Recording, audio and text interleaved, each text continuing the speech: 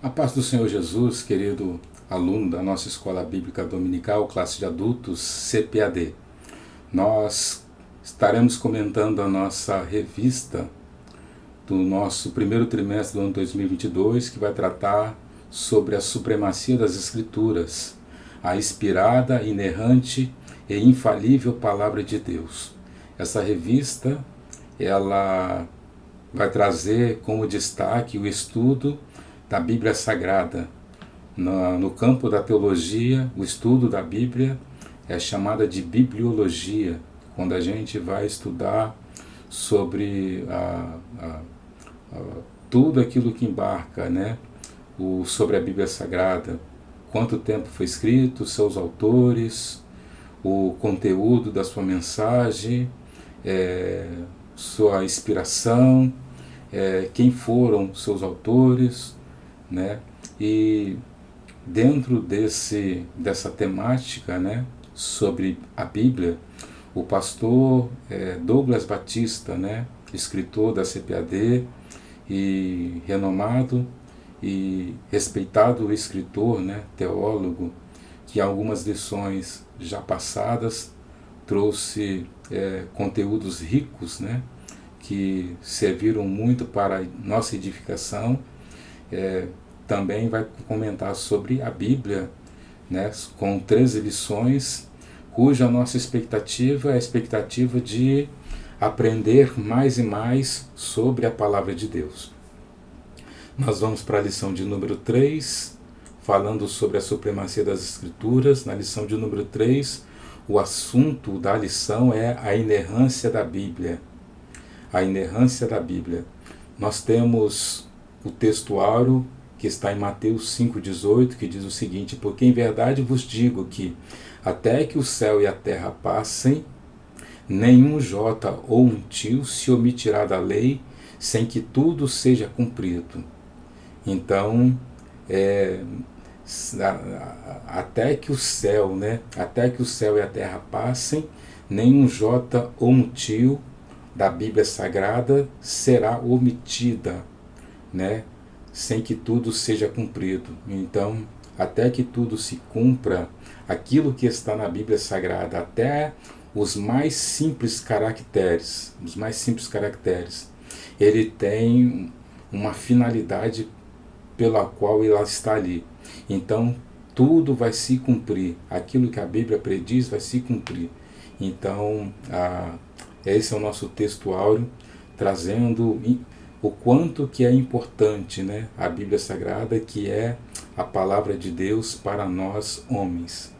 Nossa verdade prática vai dizer o seguinte: a doutrina segundo a qual a Bíblia não contém erro algum denomina-se inerrância das Escrituras. Então essa é a doutrina, né, a doutrina pela qual a Bíblia não contém erros, é chamada de inerrância das Escrituras. Essa doutrina vai justamente estudar o conteúdo da Bíblia Sagrada, sua inspiração, sua mensagem, seu conteúdo, justamente trazendo a evidência de que a Bíblia Sagrada, ela é uma inspiração divina, ela é o Theopneustos, o sopro de Deus, né, para trazer uma mensagem do conhecimento do próprio Deus ao homem, através, né, da sua revelação especial. Então, por isso, podemos confiar em sua mensagem, que é incorruptível. Podemos confiar em sua mensagem, que é incorruptível. Nós temos aqui a nossa leitura bíblica em classe, que está em Mateus 5, do 17 ao 21, e Hebreus 10, do 15 ao 17. Em Mateus 5, versículo 17 em diante, diz o seguinte: não cuideis que vim destruir a lei ou os profetas. Não vim abrogá-la, mas cumprir. Então só esse versículo já traz a ideia da veracidade da Bíblia Sagrada e da falta de erros, porque o próprio Cristo diz que ele não veio para destruir a lei e os profetas, porque a lei e os profetas estavam corretos. A lei e os profetas traziam mensagens verdadeiras, tanto que o próprio Cristo dizendo, eu não vim abirrogá-las, eu não vim para desfazer, porque toda a mensagem que está na Bíblia Sagrada, tudo aquilo que está na lei e nos profetas, eu vim justamente para cumprir, porque a mensagem que saiu e chegou até vocês era a mensagem divina. Então, continuando, porque em verdade vos digo que até que o céu e a terra passem, nenhum jota ou tio se omitirá da lei, sem que tudo seja cumprido. Qualquer, pois, que violar um destes menores mandamentos e assim ensinar aos homens será chamado o menor do reino dos céus. Aquele, porém, que os cumprir e ensinar será chamado grande no reino dos céus. Porque vos digo que, se a vossa justiça não exceder a dos escribas e fariseus, de modo nenhum entrareis no reino dos céus. Ouviste o que foi dito aos antigos, não matarás, mas qualquer que matar será réu de juízo. Agora vamos para Hebreus 10, 15 ao 17, diz também, e também o Espírito Santo nos testifica, porque depois de haver dito, este é o concerto que farei com eles depois daqueles dias, diz o Senhor. Porei as minhas leis em seu coração, e as escrevereis em seus entendimentos. E acrescenta, e jamais me lembrarei dos seus pecados e das suas iniquidades. Maravilha. Nosso comentário, partindo da introdução, diz assim: infalibilidade e inerrância são vocábulos que apontam a veracidade das Escrituras. Indicam que a Bíblia Sagrada não falha e não erra. Significa afirmar que ela é a verdade em tudo o que diz, tanto em questões espirituais quanto históricas e científicas. Nesta lição veremos a inerrância, a preservação e a verdade da Palavra de Deus. Glória a Jesus.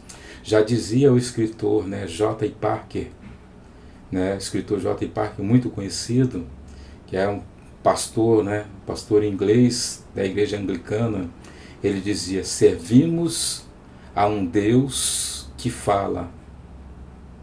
Servimos a um Deus que fala. Nós somos conhecidos porque servimos a um Deus que fala. E a igreja, a igreja do Senhor Jesus Cristo é conhecida, como também, era conhecido também como a igreja do livro. A igreja do livro, porque a igreja era aquela que nunca se apartava das Escrituras. Era aquela que sempre carregava as Escrituras como a sua bússola, como a direção para a sua vida, para o seu caminho. Então a palavra de Deus sempre foi algo importante e relevante na vida da igreja. A igreja só chegou no tempo que nós estamos hoje, porque a igreja sempre primou por andar com a palavra de Deus, sempre primou por valorizar a palavra de Deus. Nós temos uma palavra-chave nessa lição de número 3, que é a palavra inerrância. A palavra inerrância. O que é a inerrância da Bíblia? O que é a inerrância da Bíblia? O conceito de inerrância bíblica, a inerrância é a doutrina segundo a qual a Bíblia não contém erro algum. Significa que ela é verdadeira em tudo o que afirma. Tudo aquilo que a Bíblia Sagrada afirma, tudo aquilo que a Igreja Sagrada afirma, ela é verdade. Tudo aquilo que a Bíblia Sagrada ela aponta como modelo de conduta, modelo de comportamento, modelo moral, modelo de comportamento social, ela é a verdade. Ela é a verdade. Não adianta hoje tentarmos adequar ou colocar a Bíblia Sagrada como fora do contexto cultural que vivemos, porque nós sabemos que a cultura ela está sujeita ao tempo, a cultura está sujeita aos modismos, mas todas as coisas se alteram e mudam, mas a Bíblia Sagrada ela permanece para sempre. Aquilo que foi dito há 1.500, 2.000 anos, 3.000 anos atrás, ela continua valendo para os dias atuais. Então a Bíblia, né, conceito de inerrância, a inerrância é a doutrina segundo a qual a Bíblia não contém erro algum, significa que ela é verdadeira em tudo que afirma. É isso que a gente acredita. Desse modo, a Escritura é isenta de erros nos aspectos doutrinários, espirituais, históricos, culturais, científicos e em todos os demais temas. A Bíblia, ela é isenta de erros. Ela é isenta de erros. Eu lembro que a gente viveu um período longo na história quando se levantou a ideia de Darwin, do evolucionismo, de que o mundo surgiu a partir de um cataclisma, né? Esse cataclisma foi chamado de Big Bang, uma explosão cósmica, um cataclisma, e a partir dessa explosão cósmica a vida foi gerada. E essa vida passou por diversos processos de evolução em milhões e milhões de anos, e esse processo evolutivo culminou, né, na transformação de macaco em homem, de animais, né, pré-históricos em animais contemporâneos. E essa ideia, ela foi levada para livros, para literaturas, para escolas, e isso não passava de teoria. Isso não passava de teoria. A teoria de um cientista. E aí hoje a gente percebe que essa teoria, ela não existe mais. Os livros que continham essa teoria da evolução, eles foram retirados das prateleiras porque dentro da ciência é mais difícil você comprovar um processo evolutivo onde espécies sobrevivem ainda em meio à evolução do que acreditar e confiar naquilo que a Bíblia Sagrada aponta como a verdade que a igreja acredita, que Deus criou todas as coisas, que o haja de Deus trouxe à existência todas as coisas, trouxe à existência a vida, trouxe à existência tudo aquilo que nós vemos com os nossos olhos. Então é para a gente ver que a tentativa de apontar erros na história, eles surgiram, eles existem, eles estão aí. A própria ciência tentou colocar a ideia a partir desta teoria de que o mundo surgiu a partir de um cataclisma e de uma evolução. Então a Bíblia, ela é inerrante. Entre um cientista e a Bíblia Sagrada, fique com a Bíblia Sagrada. Entre um doutor e a Bíblia Sagrada, fica com a Bíblia Sagrada. Entre aquilo que um intelectual diz e aquilo que um pastor, ainda que letrado, indouto, mas que esteja falando a palavra de Deus, fique com a palavra de Deus, porque a palavra de Deus é inerrante. Nela nós não encontramos erros. O mais conceituado senhor, doutor, PhD, formado na maior ou talvez mais conceituada faculdade, ele não tem bagagem para tentar desqualificar ou tentar invalidar aquilo que a Bíblia Sagrada diz. Então a Bíblia Sagrada, ela a Bíblia Sagrada é divinamente inspirada e ela não pode conter erros. Deus não pode falhar, Deus não pode errar, como diz o pastor Douglas Batista. Então, assim sendo, a inerrância, a infalibilidade e a inspiração estão entrelaçadas, né? Inerrância, infalibilidade e inspiração estão entrelaçadas. Essas três coisas, elas caminham juntos dentro da Bíblia Sagrada. Inerrância, não tem erros. Infalibilidade, ela não falha. Aquilo que a Bíblia diz que vai acontecer, vai acontecer. Aquilo que a Bíblia diz que vai surgir, vai acontecer.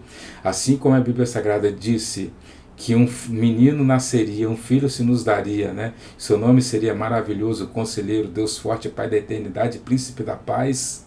Isso aconteceu, né? Um dia Deus resolveu visitar, né, o seu povo, e visitou o seu povo dando, né, o seu filho unigênito, né, para Salvador da humanidade. Então Se a Bíblia Sagrada está dizendo que a igreja do Senhor Jesus Cristo está com seus dias aqui na terra contados, porque brevemente Jesus Cristo há de vir nas nuvens para buscar a sua igreja, eu continuo acreditando, eu continuo crendo, porque a Bíblia não falha. A Bíblia não falha. Pessoas tentaram prever a volta de Jesus, você vai lembrar, né, do Adventismo, que tentou prever a vinda de Jesus, tentou colocar dia, data e hora marcada para a vinda de Jesus, e você sabe que muitas pessoas se decepcionaram. Se decepciona com líderes, se decepciona com pessoas que geralmente não estão preocupadas com a Bíblia Sagrada, que falam por elas mesmas porque estão procurando mais serem evidências do que evidenciar as Escrituras. Tem pessoas que decepcionam com essas, mas com a palavra de Deus, se você é aluno da Bíblia, da escola bíblica dominical, se você é um dedicado aluno da EBD, se você é um dedicado estudante da Bíblia Sagrada, se você é um apaixonado pela Bíblia Sagrada e está procurando a Bíblia Sagrada cada dia mais, se alimentar dela, você não tem motivo pelo qual se decepcionar com as notícias ruins e nem com aqueles que tentam apontar notícias boas para te fazer feliz. O que a gente precisa é de investigar a Bíblia Sagrada e ser estudante da Bíblia Sagrada. Louvado seja o nome do Senhor. Então, a Bíblia Sagrada, né, a gente percebe que está entrelaçado isso: inerrância, infalibilidade e inspiração. A inspiração, ela está na Bíblia Sagrada. A Bíblia Sagrada foi inspirada por Deus. E aí nós que somos estudantes, nós oramos a Deus para que sejamos iluminados quando nós vamos estudar e vamos ler as Escrituras.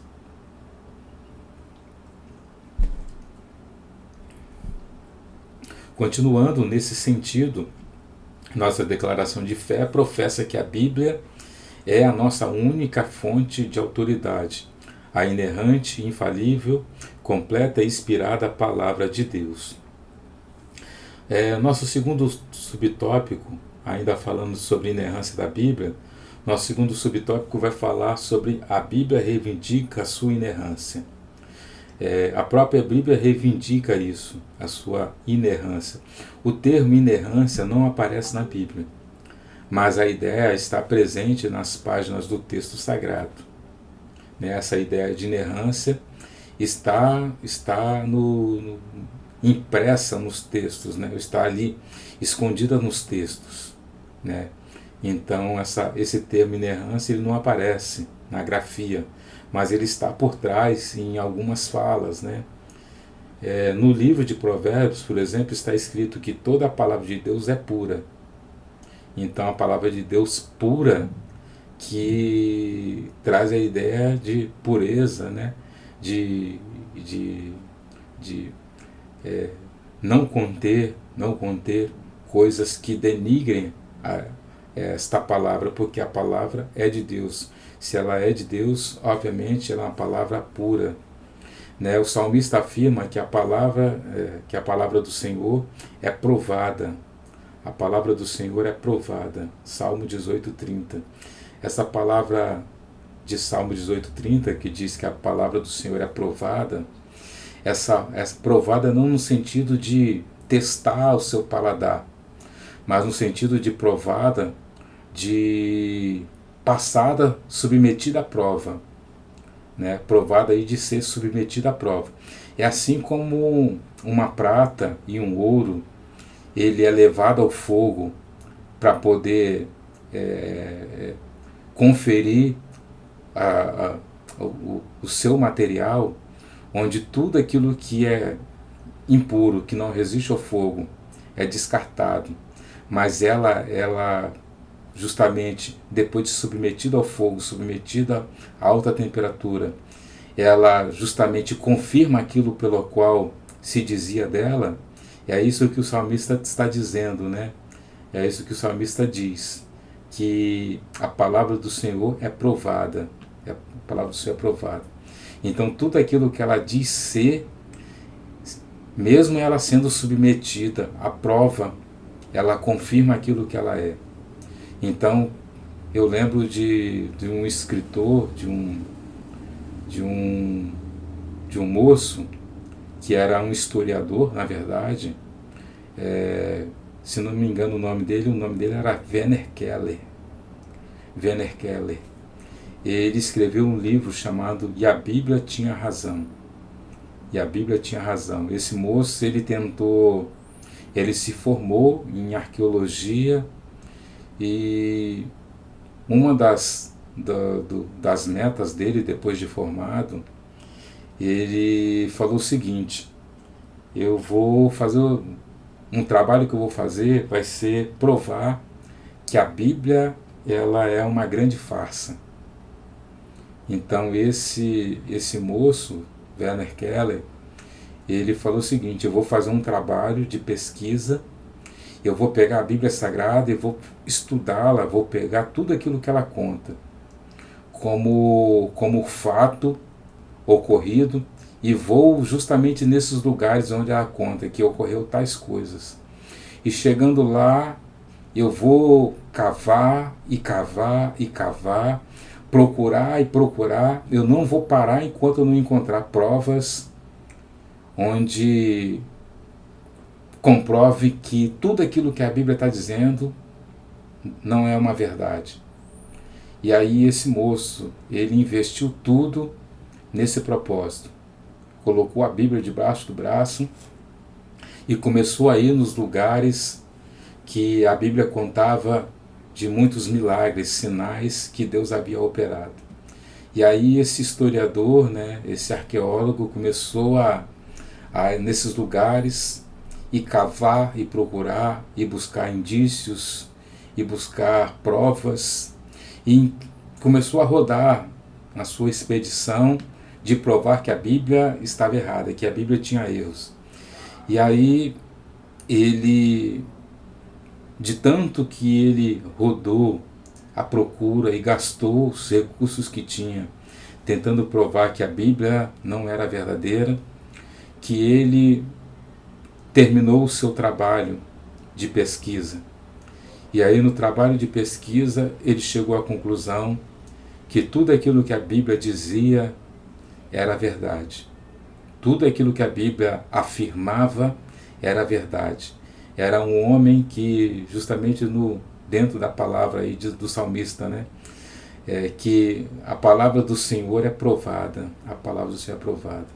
Podem levar ao fogo, que aquilo que dizem que ela é, ela é. E esse arqueólogo, historiador e arqueólogo Werner Keller, ele escreveu um livro que, depois do seu trabalho, foi um dos best-sellers, um dos mais vendidos.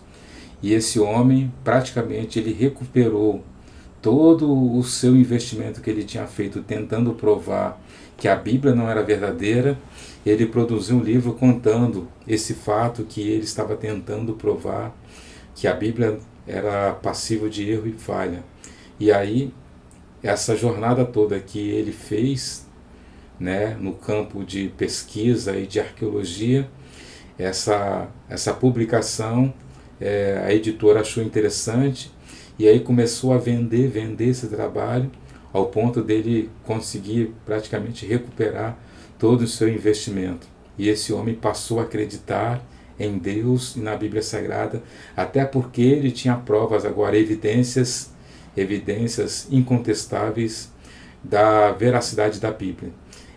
Esse livro, E a Bíblia Tinha Razão, se tornou também um livro de apologia, de contestação àquilo que muitos ateus, que começou a partir do século século XX, se não me engano esse livro é bem antigo, as pessoas que se diziam ateus, que não acreditavam em Deus, passou a ter uma outra fonte ali agora como uma comprovação de que a própria ciência, através desse arqueólogo historiador, a própria ciência confirmou a veracidade da Bíblia Sagrada. Então isso para a gente mostrar, né, para a gente perceber que a Bíblia Sagrada ela é inerrante. Isso a gente vai contar essa passagem essa experiência do Werner Keller que estou comentando, pode até servir para um ponto que a gente vai citar lá na frente, né, que é sobre os fontes externas, né, fontes externas de comprovação. Mas aqui a gente percebe que a palavra foi provada, né? É no sentido aqui que eu estava usando para falar sobre provar a palavra do Senhor, né? Que pode ser levada ao fogo, que é aquilo que a palavra diz que ela é. Então Samuel, né? O profeta Samuel assegura que o caminho de Deus é perfeito e a palavra do Senhor refinada, segundo Samuel 22:31. Cristo atestou a inerrância ao afirmar que nem um jota ou um tio se omitirá da lei. Nós lemos lá no nosso textuário, né? O Senhor igualmente ratificou que a Escritura não pode ser anulada e que a palavra é a verdade. A palavra é a verdade. A Escritura não pode ser anulada, né? Não pode ser o termo que for. Uns que dizem que precisa ser atualizada, outros que dizem que tem uma revelação nova, como o caso da Bíblia Novo Mundo, dos Testemunhos de Jeová, que alguém trouxe uma nova revelação. Então a verdade é que não pode ser tirada nem um jota, nem um tio, nem um dos mais nenhum dos menores caracteres, né? Os caracteres pode ser omitido, pode ser tirado da lei. Então o Senhor igualmente, né, ratificou que a Escritura não pode ser anulada e que a palavra é a verdade. Essas declarações indicam que a Bíblia é plenamente confiável, sem nenhuma falsidade ou equívoco. A declaração indica que a Bíblia é plenamente confiável e sem nenhuma falsidade ou equívoco. Então Deus guiou os autores bíblicos e os preservou do registro de inverdades de qualquer natureza. Foi Deus que guiou, né, os autores bíblicos. Quando a gente fala do Theos Pneustos, de Deus ter soprado, né, Deus ter soprado aos autores, né, aos escritores, não é a ideia de Deus ter ditado, como a gente estudava antigamente, né, que a professora usava esse termo, né, ditado para a classe, né? Ou seja, a professora pegava o único texto que ela tinha nas mãos e ao invés dela escrever no quadro, ela ditava o texto que tinha. E aí toda a classe começava a escrever no seu próprio caderno. Então, a ideia do Theos Pneustos, não é que Deus ditou, né, aquilo que nós temos na Bíblia Sagrada para que os escritores escrevessem, não. O termo aqui é que Deus guiou os autores, né, através de uma compreensão que Deus dava aos autores com relação às situações que eles estavam vivendo, né, o modo como Deus visitava eles e lhes dava uma visão, né, acerca daquilo que era a ideia de como Deus estava interpretando. Quando a gente percebe que muitos escritores dizem, e veio a minha palavra do Senhor dizendo. E nessas situações eles percebiam que Deus estava falando com eles em situações que para as pessoas à volta do escritor ou à volta do profeta, era uma situação talvez corriqueira.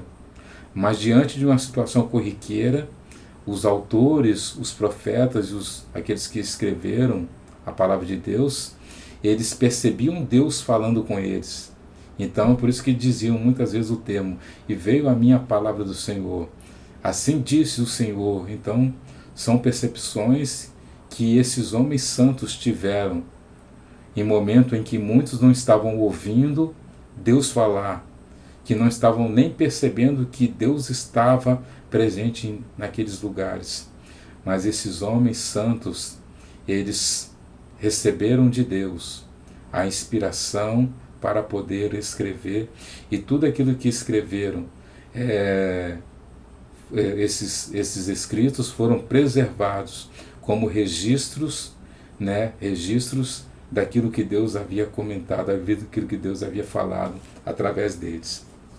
Então Deus guiou os autores bíblicos e preservou do registro de inverdades de qualquer natureza. Então Deus, embora a gente percebe que entre os autores, né, aproximadamente 40 autores, a gente tinha ali diversos níveis culturais, né? A gente tinha ali um estadista, como era o caso de Daniel, como era o caso de Moisés.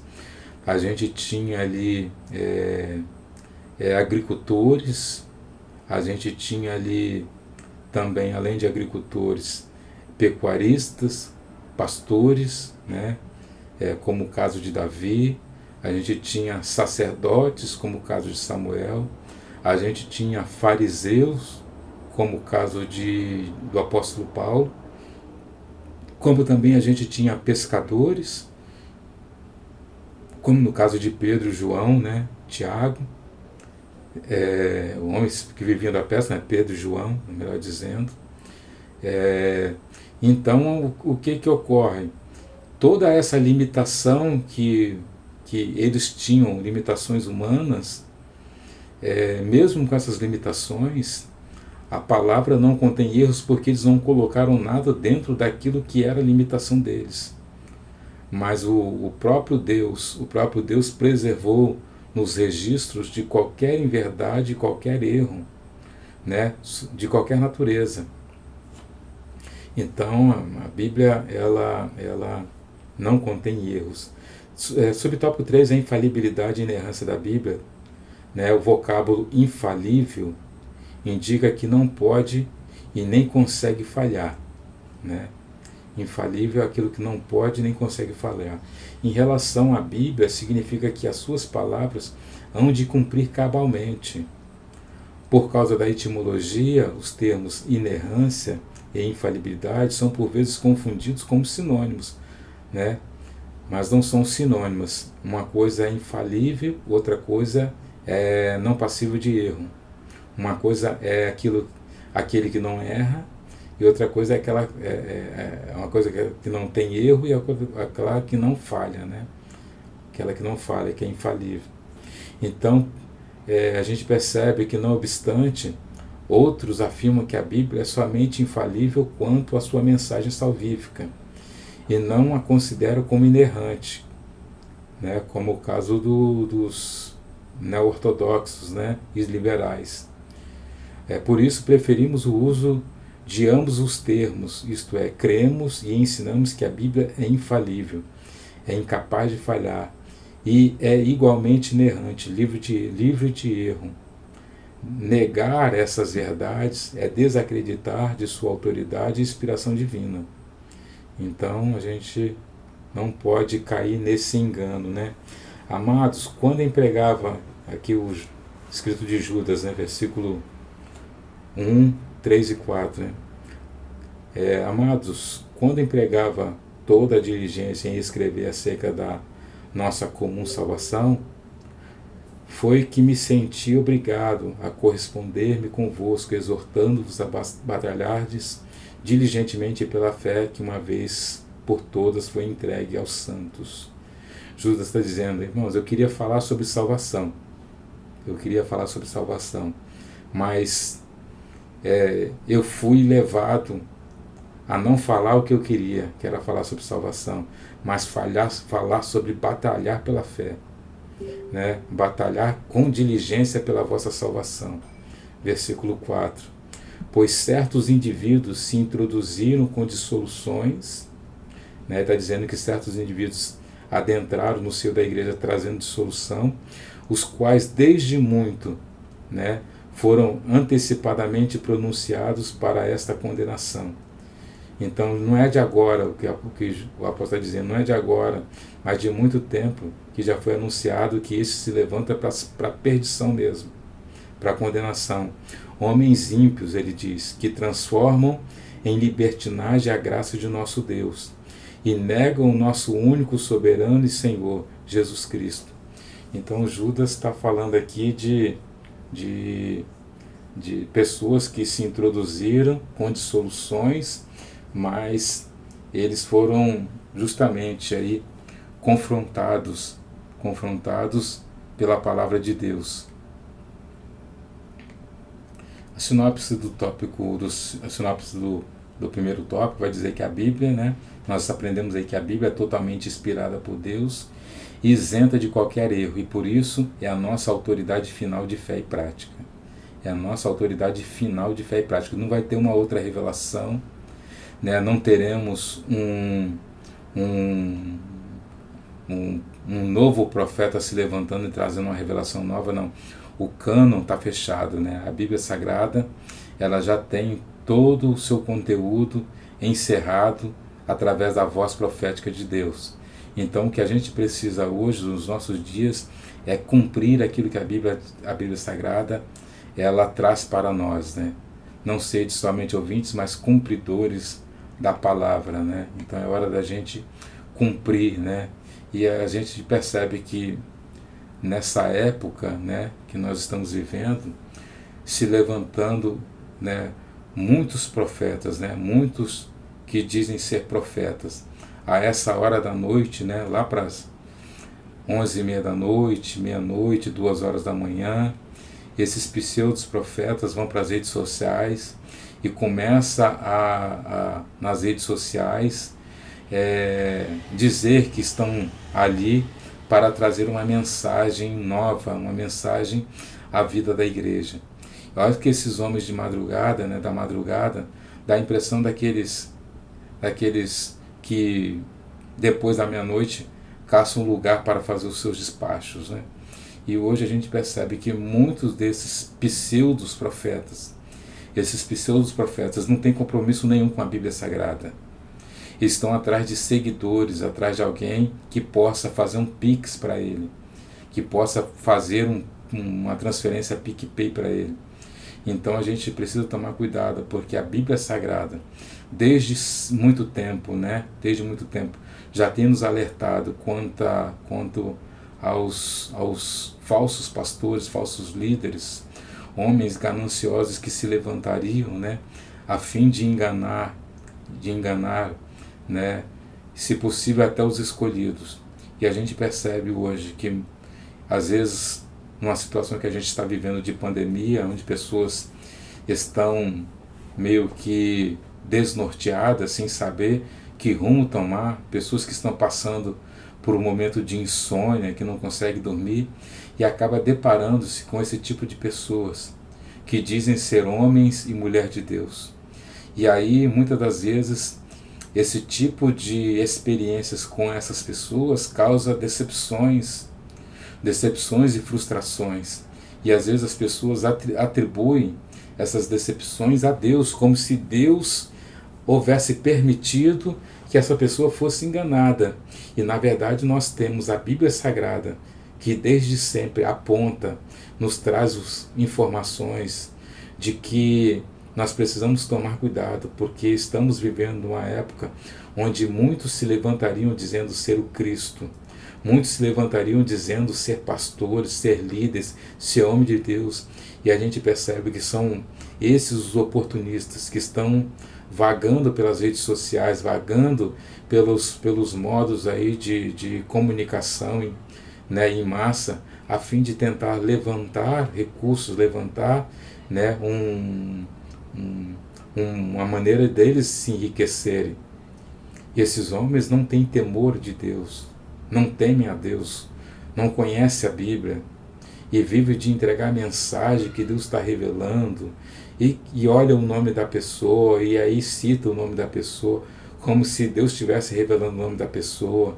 Aí começa aquela monte de sessão de adivinhação, tentar adivinhar se a pessoa tem parente, se a pessoa tem alguém para ele poder dizer que Deus vai cuidar da pessoa tal. Irmãos, a gente precisa tomar muito cuidado. A gente precisa tomar muito cuidado com o tempo que a gente está vivendo. A Bíblia Sagrada é o nosso manual. A Bíblia Sagrada, como dizia o salmista, lâmpada para os meus pés e luz para o meu caminho é a tua palavra. Então a gente precisa fazer da Bíblia Sagrada, a nossa referência, a referência para a nossa conduta, para o nosso comportamento, para o nosso caráter, para a nossa moral, para a nossa fala, né? A gente percebe que as pessoas não andam com a Bíblia e muitas vezes nem têm relacionamento com a Bíblia Sagrada. Às vezes coloca a Bíblia no carro, no painel do carro, ou lá no fundo do carro, né? E aquilo, a Bíblia Sagrada é apenas um souvenir, né? Um souvenir de misticismo, né? Um souvenir místico, um amuleto, como se aquela presença da Bíblia ali iria impedir do carro ser roubado, impedir do carro ser envolvido em acidente. E aí a Bíblia hoje está sendo usada como amuleto, quando deveria ser usado como regra, como objeto de leitura, de pesquisa, de aprofundamento, de conhecer a Bíblia Sagrada. Mas percebemos que as pessoas estão usando a Bíblia Sagrada como amuleto. Então vamos para o tópico 2, né? O Espírito Santo preservou as Escrituras. O Espírito Santo preservou as Escrituras. Isso aqui é muito importante.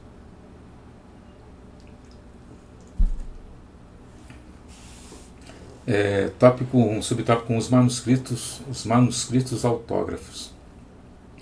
Os manuscritos autógrafos.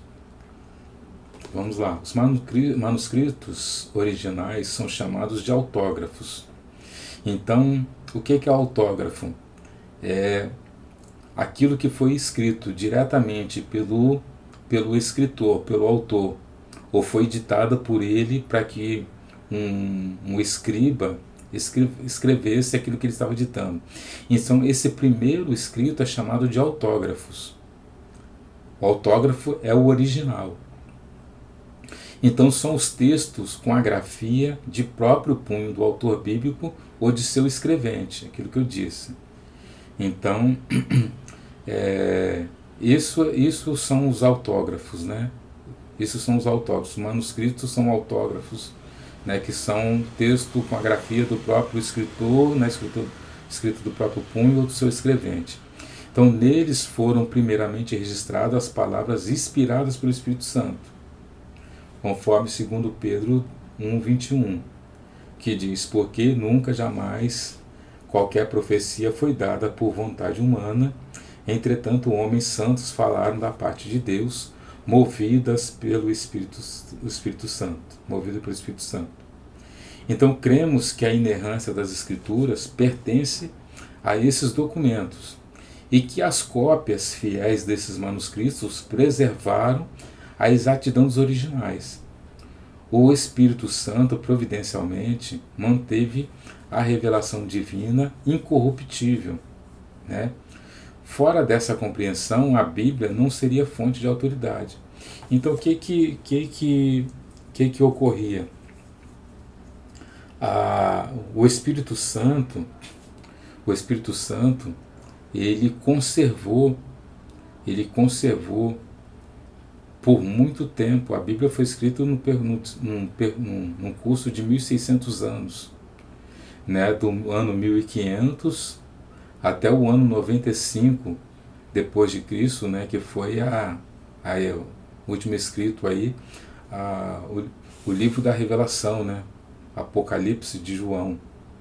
Então, durante esses 1.600 anos em que os livros, né, foram sendo escritos, nesse intervalo de 1.600 anos, por 40 autores diferentes, o Espírito Santo vem conservando todos esses escritos, todo esse conteúdo. E de que forma isso acontecia? Isso acontecia a partir do temor que o povo de Deus, que o povo de Israel tinha com relação às Escrituras Sagradas, né? Para a gente ter ideia, o escriba, o escriba, que era o responsável pelas cópias, ele era um copista, né? Ele copiava as escrituras a partir do original. O escriba, alguns dizem que o escriba, quando ele ia escrevendo a lei, né, a lei, os profetas e os escritos, ele não tolerava, que fosse percebido erros naquilo que ele escreveu. No entanto, que o seu trabalho era muito meticuloso. Ele era muito meticuloso, muito criterioso. E aí o que acontecia? Esse material para escrever, como pergaminho, como papiro, né, era um material que não era fácil. Não é como a gente encontra hoje papel em qualquer chão de rua, caneta que você consegue escrever e anotar um recado tão facilmente, como a gente mora aqui na área urbana, você consegue encontrar. Naquele tempo, na época quando começou a ser escrito, né, o conteúdo bíblico, e isso era um material raro, caro, era muito caro. E aí os escribas tomavam todo o cuidado para não errar, porque sabia que um erro custava caro. E não só a questão do valor, o valor do material, também porque ele sabia que ele não podia adulterar o texto sagrado. Ele não podia adulterar aquilo que Deus havia entregado ao seu povo como revelação da vontade do próprio Deus. Então ele sabia, o cuidado dele era tremendo. Ele tinha hora para fazer aquilo, ele precisava de isolamento total, de silêncio total, de iluminação adequada para aquilo. Então, de modo para que ele precisava se concentrar para não errar. E aí, quando acontecia, alguns comentam que quando acontecia dele errar, na hora de escrever no pergaminho, ele tinha uma técnica de recuperar, e quando ele estava ainda ali escrevendo, percebia e ele recuperava, a ponto de num olhar, numa visão de uma pessoa não tão apurada como o escriba, não perceber erro nenhum. Mas no olhar do escriba ele sabia que tinha um erro, que tinha uma correção ali. E aí eu lembro que alguém comentou que ele em cada momento que ele escrevia uma palavra, ele voltava lendo do começo para ver se tinha alguma coisa errada. E aí escrevia nova palavra, ele voltava novamente, lendo tudo para ver se não tinha erro. E se isso acontecesse dele errar e fazia a sua devida correção uma vez, 2 vezes e 3 vezes, depois disso ele não tolerava mais erro nenhum. Não importava o prejuízo que ia ter, não importava se estava no final já do pergaminho. A verdade era que ele desprezava aquilo. Ele desprezava e não deixava com que aquele material inacabado ou com erro, aquilo ali fosse cair na mão de outras pessoas. Ele fazia todo um trabalho, todo um ritual para poder descartar aquele material. Não é igual hoje, a gente erra alguma coisa, pega a massa, joga no lixo, e aí alguém vai lá no lixo, cata e recupera alguma coisa e diz que você falou aquilo. Na visão do escriba, ele sabia que ele não podia, de maneira nenhuma, pensar que alguma coisa que ele escreveu que não está no texto sagrado, aquilo pudesse circular. Então ele fazia de tudo. Ele sabia que ele tinha que trabalhar com atenção dobrada, ele sabia que ele podia fazer uma boa correção, mas ele sabia que tinha limites também para as correções que ele fazia. Então ele não permitia erros, tal era a sua preocupação com relação ao conteúdo bíblico. Então, isso que foi colocado no coração do escriba, essa preocupação, era o próprio Espírito Santo, porque o Espírito Santo não permitia, não aceitava que erros fossem colocados depois de o Espírito Santo ter soprado aquilo que era a vontade de Deus. Então, isso para a gente perceber que o quanto, né, que esses autógrafos, né, a partir do original, né, a partir dos originais, esse texto com a grafia, isso circulava com cópias e mais cópias, e você podia ter certeza, porque esses homens, eles preferiam tomar prejuízo do que saber que o texto tinha sido produzido com erro. Então isso era o próprio Espírito Santo. Isso eram os escribas, né? Os escribas eram responsáveis por copiar, e ainda tinham os olhos críticos dos fariseus. O trabalho dos escribas e dos fariseus foi um trabalho notável no que tange a conservação do texto sagrado. Né? A gente fala hoje com menosprezo dos escribas e dos fariseus por conta daquilo que eles se tornaram no tempo de Jesus, né? Homens que estavam mais preocupados com o bem-estar e com o lucro do que com o Messias que estava andando no meio deles. Mas isso foi aquilo que eles se tornaram. Mas quando eles começam, o trabalho deles é um trabalho muito relevante para o Espírito Santo. Tanto é que os escritos dos escribas foram vital para aquilo que a gente tem em mãos hoje, né? A posse que nós temos hoje da Bíblia Sagrada, muito se deve ao trabalho dos escribas e dos fariseus. Aí você vai lembrar comigo que esse trabalho também, ele se deu a partir do século III a.C., quando Ptolomeu, ele convoca, ele pede para que os judeus fizessem para ele uma cópia dos escritos, né, uma cópia da lei que os hebreus seguiam. Então Ptolomeu, que era um grande apreciador das literaturas, né, do conteúdo literário das nações, ele era responsável pelo governo grego e o governo da área ali de Israel, né?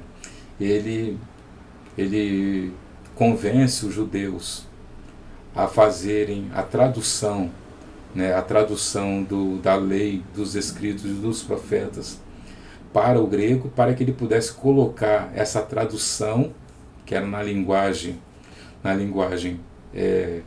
universal da época, para que ele colocasse na biblioteca de Alexandria. E aí Ptolomeu ele banca essa tradução através dos fariseus. Então o templo de Jerusalém, o sacerdote no templo de Jerusalém, ele manda 70 homens, ou 72 homens, como representantes do templo, para fazer essa tradução. E aí esses fariseus e escribas, que eram doutores da lei, eles fazem a tradução de toda a Bíblia do hebraico e do aramaico para a tradução do grego, né, que é a nossa Septuaginta. Então, todos os livros que os hebreus consideravam inspirados por Deus foram traduzidos e transformados na Bíblia Septuaginta, que era a Bíblia que o Ptolomeu havia solicitado. Então, qual era a Bíblia que Jesus lia? Qual era a Bíblia que a igreja tinha em mãos? Que a igreja ela já tinha em mãos uma Bíblia, e era a Bíblia grega, a Septuaginta. Paulo, ele tinha na sua mão a Septuaginta. O próprio Jesus Cristo, alguns escritores dizem que a Bíblia que Jesus lia era a Septuaginta, embora quando no episódio do templo, né, das questões que Jesus apresenta no templo lá, ele com 12 anos de idade, que ele vai no templo para poder ser questionado pelos sacerdotes, porque a criança com 12 anos, o menino com 12, 13 anos, ele começava a estudar a Torá em casa. E aí, se ele tivesse vocação, ele era levado para o templo para ser questionado pelos fariseus e doutores da lei, que começavam a fazer perguntas às crianças na época para saber o quanto eles conheciam da lei. E aí, a partir daí, eles eram selecionados para poder estudar no templo. Você vai lembrar que Jesus, com 12 anos, ele foi até o templo, porque é bem provável que José e Maria, eles tivessem talvez projetos de ver Jesus como um rabino. E aí, isso é especulação, né? Então a gente fala assim, na ideia, porque Jesus vai para lá para poder ser indagado pelos rabinos, pelos fariseus. E aí acontece que quando Jesus está sendo questionado, o menino Jesus deixa todo mundo de queixo caído, por conta das citações que Jesus faz da Escritura e a própria interpretação que Jesus faz, ainda um menino de 12 anos. Diz o texto que os mestres, os doutores da lei, ficaram impressionados com o conhecimento do menino Jesus. Então, para a gente ver que a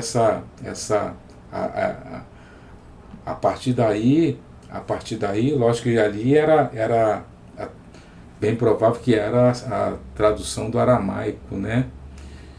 Aramaico e hebraico a gente não tem certeza para dizer isso, mas Jesus, depois disso, depois de ler o pergaminho lá, ler justamente no livro de Isaías que dizia, né, que o Espírito do Senhor estava sobre ele, né, era bem provável que ali o pergaminho estava no hebraico, que era a leitura oficial do templo, mas comenta-se que Jesus ele seguia a partir da Septuaginta, né? Ele tinha a Septuaginta como fonte de estudo, né? Fonte de estudo ali do texto sagrado.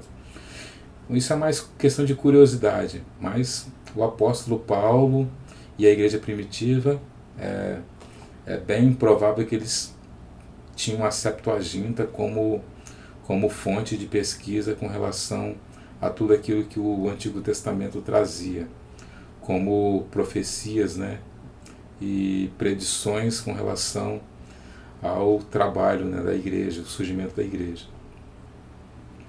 Então a gente vai ver aí que os manuscritos foram preservados, o trabalho minucioso dos escribas e fariseus. O problema dos escribas e fariseus foi aquilo que eles se tornaram, né? Aquilo que eles se tornaram, né? Porque você deve lembrar quando você se converteu, que você deve ter prometido não trocar a Bíblia Sagrada por nada, não trocar Deus por nada, a revelação de Deus na sua vida, naquele momento da vida que você estava vivendo, e quanto maravilhado você estava com as Sagradas Escrituras. Você falava, não, depender de mim, eu vou pregar a Bíblia para quem eu encontrar na frente. Se eu tropeçar em alguém, eu estou lendo a Bíblia para ela, estou pregando a Bíblia para ela. E a gente começa muito bem. O problema é o passar do tempo.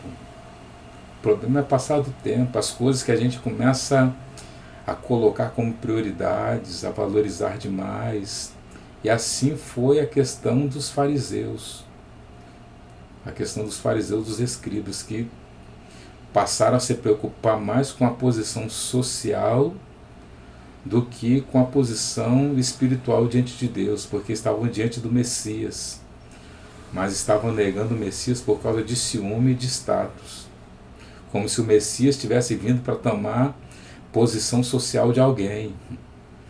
O problema hoje que a gente vê no meio das igrejas é que tem muita gente preocupada também com posição social, quando às vezes Deus alcança alguém no meio, até no meio da própria igreja ali, a pessoa começa a demonstrar interesse pelas escrituras, começa a pregar e às vezes o líder já fica com o pé atrás, pensando que será que essa pessoa aí daqui a pouco vai estar tentando tomar o meu lugar, porque a igreja já está gostando mais dele do que de mim. Lógico, se o irmão está orando mais do que o líder, se o irmão tá na igreja mais do que o líder, se o irmão está comendo Bíblia mais do que o líder, a preocupação do líder não deveria ser se vai perder o lugar, é se não estou ficando para trás porque estou colocando outras prioridades ao invés da Bíblia Sagrada. Então, o quanto que a Bíblia, as Escrituras foram preservadas pelo Espírito Santo. Segundo subtópico, os manuscritos apógrafos. Os manuscritos apógrafos. Se aqui nós temos autógrafos, agora nós vamos falar sobre os manuscritos apógrafos. As cópias dos manuscritos originais são chamados de apógrafos. Então, autógrafos é aquilo que é escrito do próprio punho ou do escrevente que está ouvindo do autor, né? Isso são chamados de autógrafos. No caso da cópia do original, a palavra é apógrafos. Então diz assim o comentarista Douglas Batista, que atualmente existe cerca de 25 mil apógrafos, 25 mil cópias do manuscrito bíblico, a maioria deles em hebraico, grego e latim. Irmãos, 25 mil apógrafos. Lembra que eu falei da importância que era a figura do fariseu, né? Do fariseu e oh meu Jesus, do que escrevia o texto lá. Você lembra da importância que eu falei? Dos escribas? A importância do escriba e do fariseu? Então 25 mil, foram descobertos 25 mil apógrafos. Porque autógrafos não resiste, né? A ação do tempo. Embora o pergaminho era bem conservado, bem guardado, né? Foram descobertos até nas montanhas de Qumran, né? Foram alguns pergaminhos que estavam guardados dentro de vaso por pastores que estavam cuidando do rebanho. Aí encontrou uma caverna lá, acabou percebendo na caverna uma parede falsa dentro da caverna, né, onde estava escondido diversos pergaminhos dentro de vasos de barro e que estavam bem conservados. Então são os chamados apógrafos. O pastor Douglas Batista diz que existem mais de 25 mil cópias, né, cópias das escrituras em hebraico, grego e latim. Então os escribas judeus transcreveram os originais do Antigo Testamento com precisão milimétrica, que eu falei, né? E as inúmeras cópias dos manuscritos do Novo Testamento também afiançam a credibilidade desses escritos. Nessa perspectiva, cremos que o ato da inspiração aconteceu uma só vez na redação primária da Palavra de Deus, os autógrafos. Então a inspiração foi só na hora em que o autor recebeu a revelação de Deus para escrever, para registrar aquilo que Deus havia mandado falar, ou aquilo que Deus havia mandado levar como mensagem à igreja ou ao seu povo. Então, a partir dali, depois disso, né, na hora de fazer as cópias, já não tem mais essa inspiração. Inspiração, por quê? Porque a inspiração foi dada no momento de quem estava, que era o autor do escrito. Mas o Espírito Santo colocava temor no coração desses homens, como nós dissemos antes. Então, nessa perspectiva, cremos que o ato da inspiração aconteceu uma só vez na redação primária da Palavra de Deus, autógrafos. Mas a qualidade dessa inspiração foi preservada pelo Espírito Santo. Então, a qualidade da inspiração, ela foi preservada pelo Espírito Santo nas cópias dos originais, os apógrafos.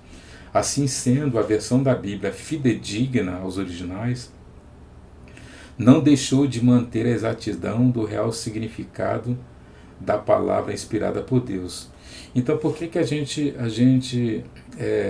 o, comenta que a falta dos autógrafos não compromete a verdade da palavra de Deus? Porque existem muitas pessoas que dizem que porque a Bíblia Sagrada passou na mão de muita gente, porque já não tem mais os escritos que foram de punho lá dos apóstolos, irmãos.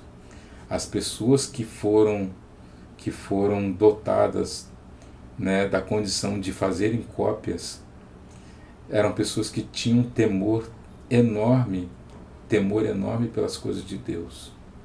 Como nós dissemos, né, ser escriba não era uma profissão qualquer. A pessoa tinha que ser conhecedora da grafia do hebraico, conhecedora do aramaico, né? Quem era o escritor do Novo Testamento, né, tinha que conhecer muito o texto grego, de modo que não era qualquer uma pessoa que copiava. Quando pegava um texto, se tivesse falha, se tivesse algum erro percebido no texto, essa cópia já era descartada, porque era difícil um homem de Deus errar escrevendo, com compromisso com Deus. Era impossível um homem de Deus errar e levar o seu erro à frente. Era impossível alguém que teme a Deus errar, saber que está errado e colocar esse erro adiante. Como eu dizia, eles arranjavam um jeito de sumir com aquilo, de tacar fogo naquele negócio, mas não deixar aquilo cair na mão de ninguém. Eles mesmos conferiam se aquilo lá estava sendo eliminado, não mandava para ninguém queimar. Eles mesmos sabiam por quê, porque era a responsabilidade era deles. Então a gente percebe aí que essa palavra ela foi até os apógrafos que era a cópia da cópia, elas foram preservadas porque o Espírito Santo estava preservando as Escrituras Sagradas. A Bíblia Sagrada é a verdade inspirada de Deus, inerrante em sua totalidade, isenta de toda a falsidade, fraude e engano. Então a Bíblia Sagrada ela é isenta, ela é inerrante em sua totalidade. Não tem um errozinho lá de que alguém intencionalmente colocou para poder levar o povo ao erro. Não tem isso. A Bíblia ela é isenta de falsidade e fraude e engano.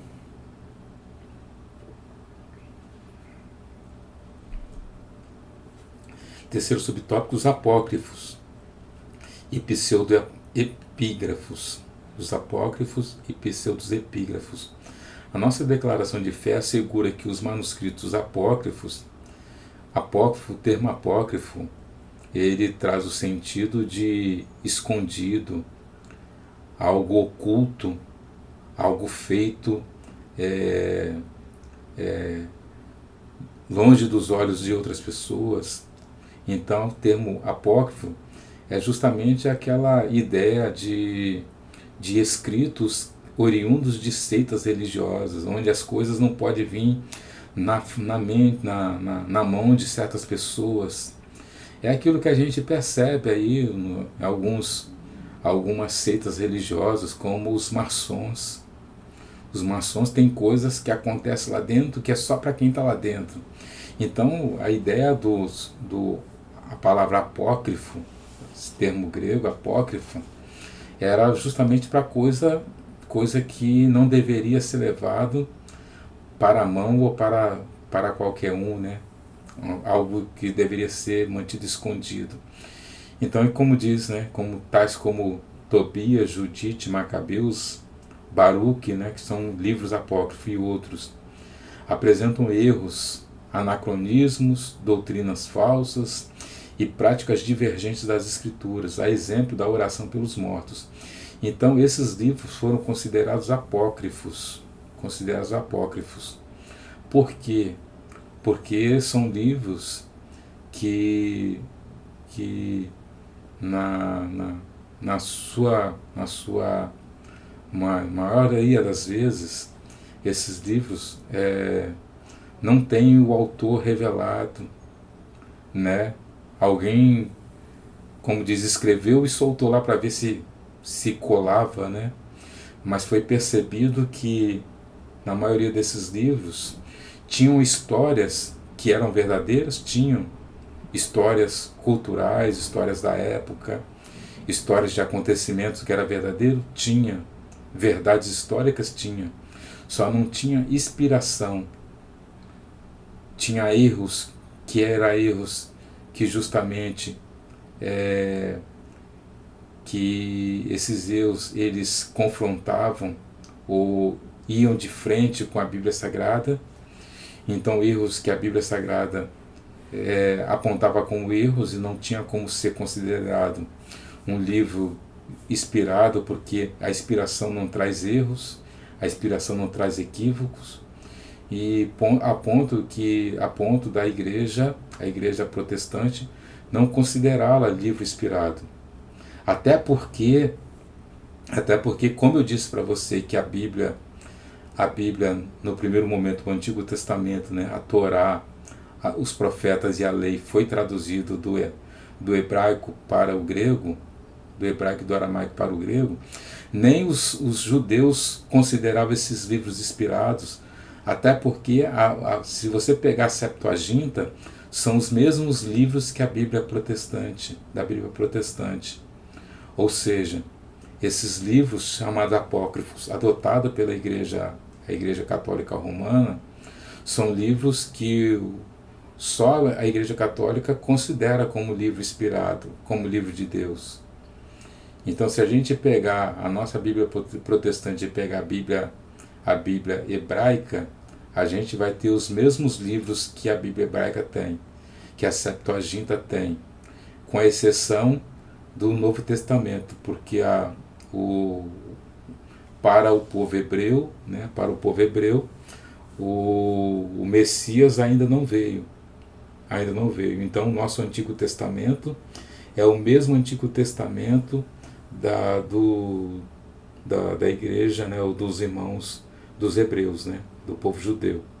Então, o nosso Antigo Testamento é o mesmo deles, e o nosso Novo Testamento é aquilo que nós recebemos como os escritos, né, dos apóstolos, e os evangelhos, né, escritos pelos apóstolos também. Então, nesses livros apócrifos e pseudo-epígrafos, né, os apócrifos são coisas escondidas, né, coisas escondidas. O pseudo-epígrafos, né, pseudos é falso, né, epígrafo que é de grafia, né, escritos. Então, falsos escritos, né, falsa grafia. Dentre eles, a Assunção de Moisés, né, Assunção de Moisés, o Apocalipse de Pedro. Então, foram produzidos por autores anônimos e espúrios, que atribuíram indevidamente sua autoria a profetas e apóstolos. Na Bíblia dos judeus, atestada por Jesus como lei, profetas e escritos, né, não faziam parte dos livros apócrifos, nem os pseudo-epígrafos. Então, por essa razão, eles não integram o cânon bíblico protestante. Então, dessa forma, não reconhecemos a autoridade desses livros por não serem inspirados pelo Espírito Santo. Então, como eu disse antes, esses livros pseudo-epígrafos, como a Assunção de Moisés, não aparece no conteúdo da lei, profeta dos escritos. Então, a igreja também protestante considerou pseudo-epígrafo. Pseudo-epígrafo é alguém usar o nome de alguém para tentar trazer credibilidade àquilo que ele escreveu escondido. Então, eu vou colocar o nome de Moisés numa coisa que eu escrevi, embora eu conte a história do povo de Israel lá do passado, mas nesse escrito percebe que alguém usou o nome da pessoa para tentar trazer credibilidade, mas esses escritos não trazem relato nenhum nos outros livros de que esse livro tenha existido. Então foram considerados pseudos escritos, falsos escritos. Então, continuando por essa razão, eles não integram, né, o cânon bíblico protestante, como nós dissemos. Então, dessa forma, não reconhecemos a autoridade desses livros por não serem inspirados pelo Espírito Santo. A sinopse, né, o resumo do tópico 2. Me desculpe, nós lemos aí, né, o Espírito Santo manteve a revelação divina incorruptível, bem como a exatidão das palavras originalmente inspiradas por Deus. Glória a Jesus. Eu tô meio cansado e com sono, porque são 1h21 da manhã. Estou gravando nessa noite, né, na madrugada, porque os dias têm sido corridos, né? Tem sido corrido. Estou gravando na madrugada aqui, 1h21 da manhã. Então não estranhe o sono, tá? Deus abençoe. Vamos para o nosso último tópico, né? Nosso último tópico vai falar sobre a verdade nas Escrituras. A verdade nas Escrituras, o termo aqui está nas. A Bíblia é a verdade plena. O termo verdade, do hebraico emet, significa o que é confiável, o que é correto. O vocábulo grego, né, que é aletheia, tem um sentido de real. Fidedigno, aletheia. Fidedigno. Então, esses termos hebraico e grego traz o sentido de verdade nas Escrituras. Nas Escrituras corresponde à realidade exata dos fatos em concordância com o pensamento de Deus. A Bíblia ensina que Deus é a verdade, né? Deus é a verdade. João 14,6, respondeu Jesus: eu sou o caminho e a verdade e a vida, e ninguém vem ao Pai senão por mim. Romanos 3,4. De maneira nenhuma seja Deus verdadeiro e mentiroso todo homem, segundo está escrito, para seres justificados nas tuas palavras e venhas vencer quando for julgado. Então Deus é verdadeiro, né? E a sua palavra também é a verdade. João 17:17. Santifica-os na verdade, tua palavra é a verdade. Vamos, a palavra de Deus é a verdade. O escritor aos Hebreus declara que é impossível que Deus minta. Hebreus 6,18. Para que mediante duas coisas imutáveis, nas quais é impossível que Deus minta, forte alento tenhamos nós, que já corremos para o refúgio, a fim de lançar mão da esperança proposta. Então, é impossível que Deus minta. Paulo ratifica que Deus não pode mentir, né? E em vista disso, cremos que a palavra de Deus possui autoridade e deve ser obedecida acima de qualquer autoridade humana, né? Nós estamos estudando a supremacia das Escrituras, né? Nossa revista desse nosso primeiro trimestre, a supremacia das Escrituras. A gente está vivendo um momento, né, onde essa palavra supremacia, né, a palavra supremo, né, que é justamente aquilo que está por cima e não tem nada acima dele. Nós estamos vivendo um momento político, né, tão conturbado, onde nós temos aqueles que dizem ser supremos, né, e onde acreditam-se que estão acima de tudo e de todos. Inclusive se julgam acima da própria Constituição Federal. Outros são tão ímpios que se julgam até acima de Deus, tentando impedir a igreja no seu papel, né, de pregar o Evangelho, né? Mas nós sabemos que supremacia das Escrituras é a Escritura acima de qualquer coisa. A Escritura acima de qualquer coisa.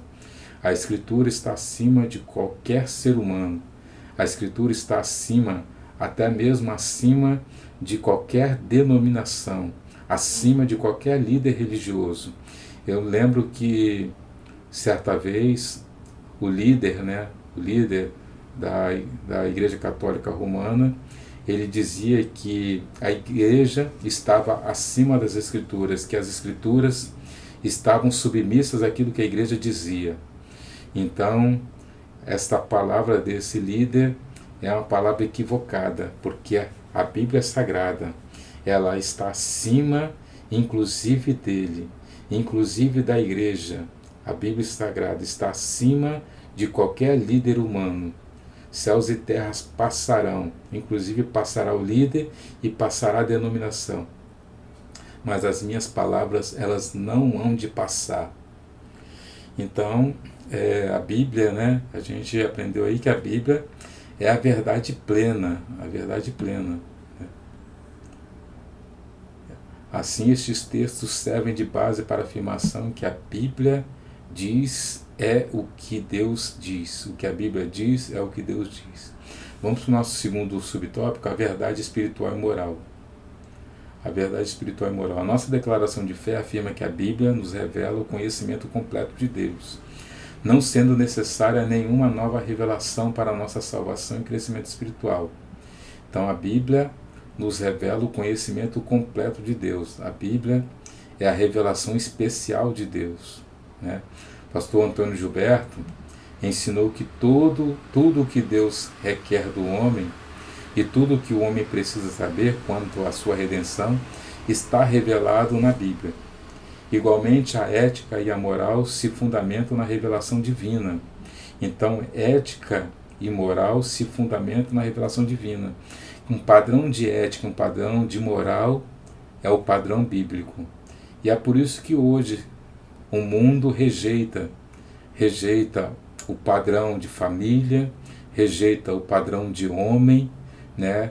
Rejeita toda a cultura, né? A cultura judaico-bíblica cristã, né? Está sendo rejeitada pela humanidade, porque o padrão moral ético, né, que a Bíblia traz, justamente confronta o comportamento que o homem mundano quer levar.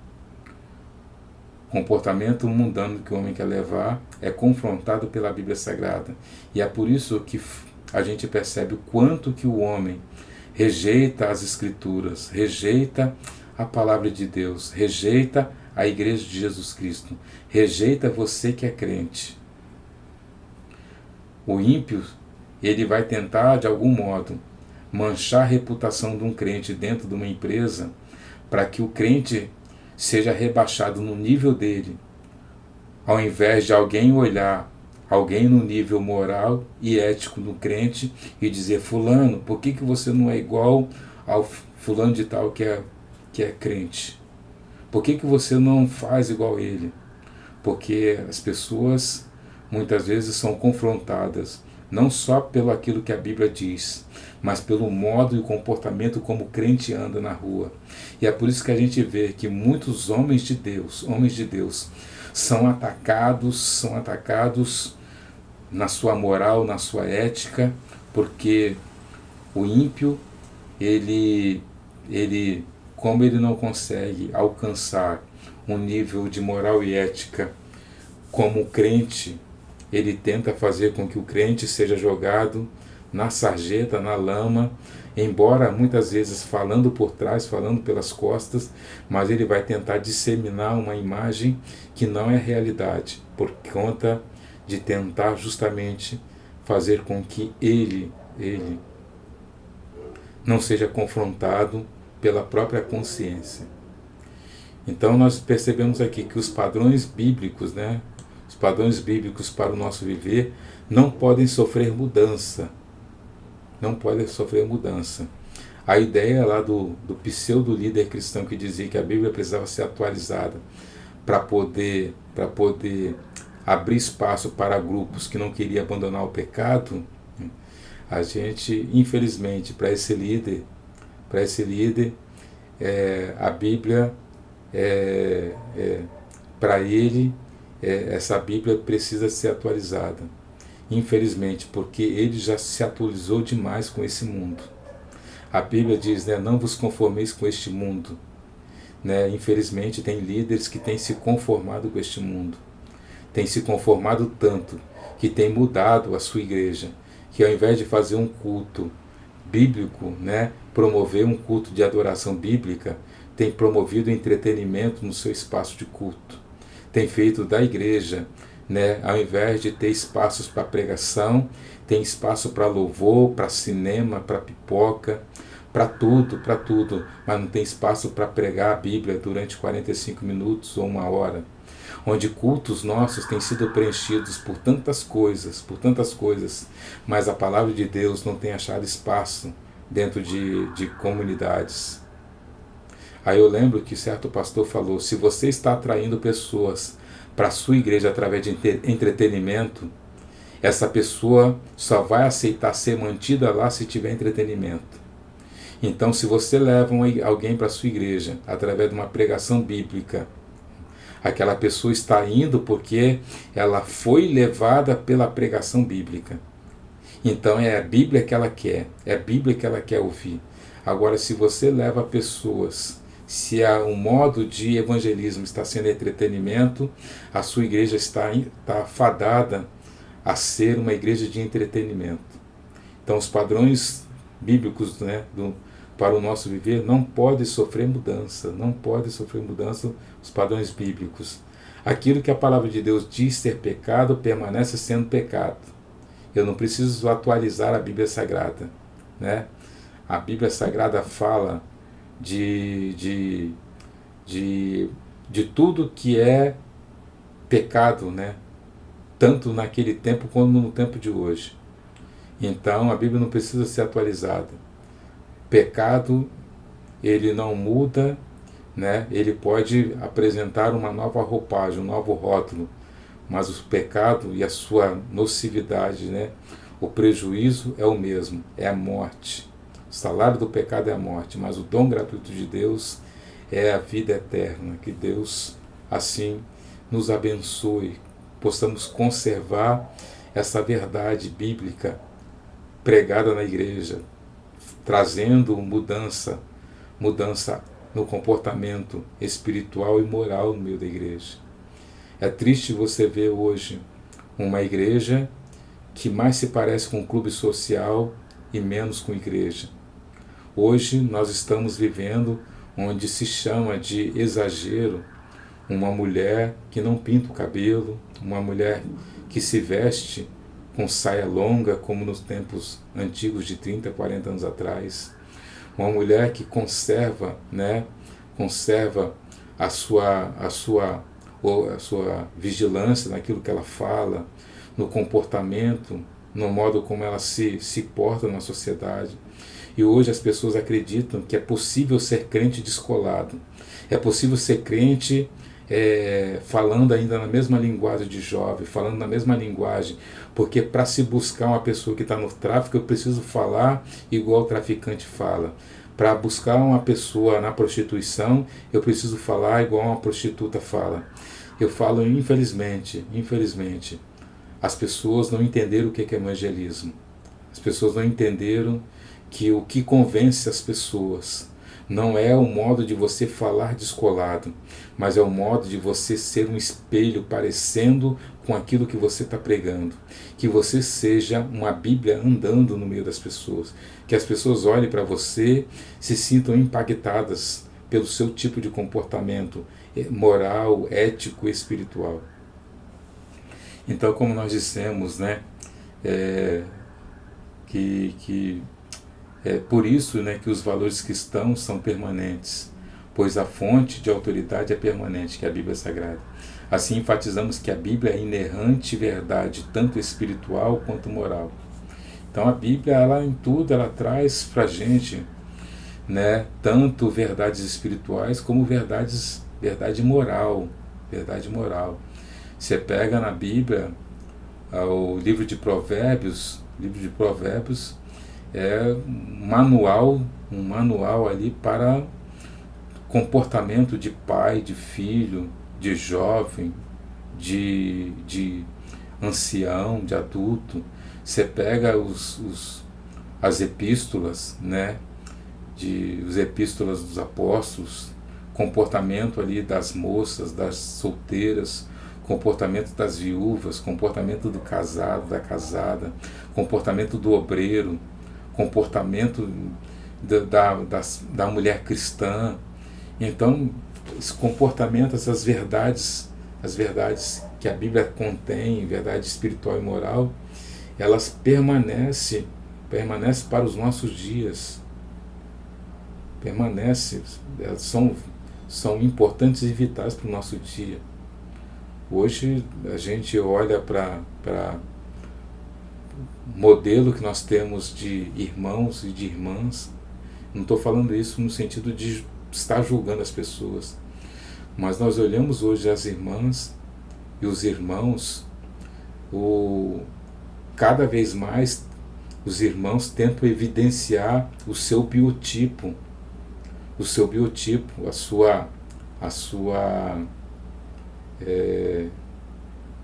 sua vitalidade física, a sua apresentação física, né?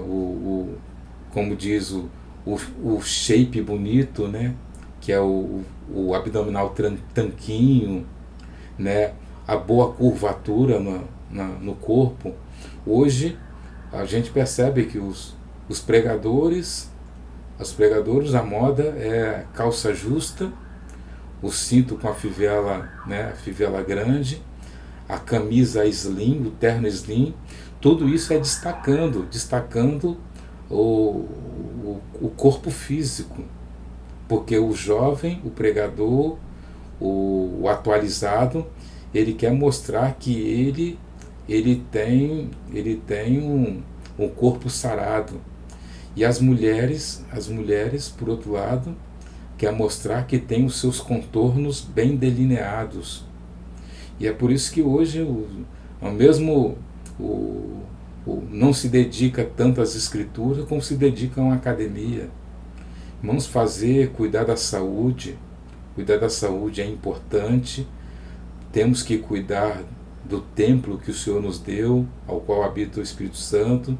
Esse templo precisa de saúde física para pregar a verdade, para andar, para subir morro, para descer morro, para andar em lugares difíceis de andar. A gente precisa ter uma boa saúde, precisa ter um bom condicionamento físico. Mas o que estão preocupados com a apresentação de um biotipo perfeito, de um abdômen sarado, de um corpo sarado e de uns contornos que causam inveja até nas mulheres mundanas. A preocupação dessas irmãs em trazer inveja, irmãos, demonstra o quanto nós estamos distantes da palavra de Deus. Estamos distantes da palavra de Deus. Eu me lembro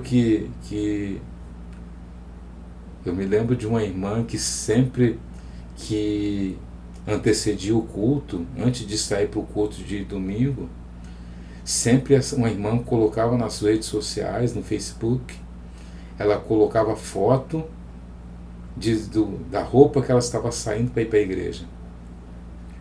E a gente percebia que a preocupação não era mostrar o vestuário que ela estava indo. A preocupação era mostrar um corpo delineado, no sentido de mostrar para as pessoas que tinha um corpo bonito. Irmãos, nós estamos tentando competir com o mundo. Os pregadores com cabelo no gel, brilho labial. Irmãos, passar brilho labial para poder ir pregar, passar gel no cabelo, gel. Irmãos, não tem problema nenhum com gel, passar gel não é pecado. Mas eu estou mostrando a gente está falando de verdade moral e espiritual, a gente está tentando competir com o mundo. Nós estamos nos moldando ao mundo. Então isso é uma preocupação que a gente tem, né? As escrituras estão sendo negligenciadas, e quanto mais se negligencia as escrituras, mais nós vamos ter um ambiente de culto que nada tem a ver com Bíblia Sagrada. Quanto menos se conhece Bíblia, mais nós vamos ver da Bíblia Sagrada no ambiente de culto. Vamos no nosso terceiro e último subtópico, né? A verdade histórica e científica. Cremos que a Bíblia é divinamente infalível em toda a matéria que aborda. A Bíblia é infalível em toda a matéria que aborda. É divinamente infalível. John Wesley escreveu que se houver um erro, pode haver 1000. E se existir, John Wesley escreveu, se houver um erro, pode haver 1000. Então, se alguém concorda que há um erro, vai entrar num caminho sem volta. E se existir alguma falsidade, então a Bíblia não é livro da verdade de Deus. Se existir alguma falsidade, então a Bíblia não é o livro da verdade de Deus. Por conseguinte, a Escritura não se equivoca quando descreve a criação, os eventos da história, os fenômenos da ciência. Significa que Deus guiou os autores bíblicos e os preservou dos registros de inverdades de qualquer natureza. 2 Pedro 1,21, porque nunca, jamais, qualquer profecia foi dada por vontade humana. Entretanto, homens santos falaram da parte de Deus, movidos pelo Espírito Santo. Então, assim sendo, o endossamento que a Bíblia Sagrada é a verdade inspirada de Deus, inerrante em sua totalidade, isenta de toda falsidade, fraude e engano. Então, a Bíblia Sagrada é a verdade inspirada de Deus, inerrante em sua totalidade, isenta de toda falsidade, fraude e engano. A Bíblia está isenta de falsidade, fraude e engano. Alguém dizer que, porque naqueles tempos lá, alguém foi e escreveu sem as pessoas saberem e espalhou aquilo. Irmãos, como nós dissemos, tem mais de 25 mil cópias. Mais de 25 mil cópias. A Bíblia Sagrada, ela foi preservada pelo Espírito Santo. Se você acreditar que alguém mexeu na Bíblia Sagrada e colocou um erro, que alguém foi lá e colocou um erro para poder levar o povo de Deus ao erro, você está dizendo que alguém, durante todo esse tempo, fez com que Deus não fosse bem sucedido no seu intento. Porque Deus moveu o céu e a terra para poder registrar as suas verdades. Deus fez sinais de maravilhas e milagres ao curso de 1600 anos, usando 40 autores diferentes, em épocas diferentes, e os seus escritos se harmonizam durante todos esses escritos, eles se harmonizam.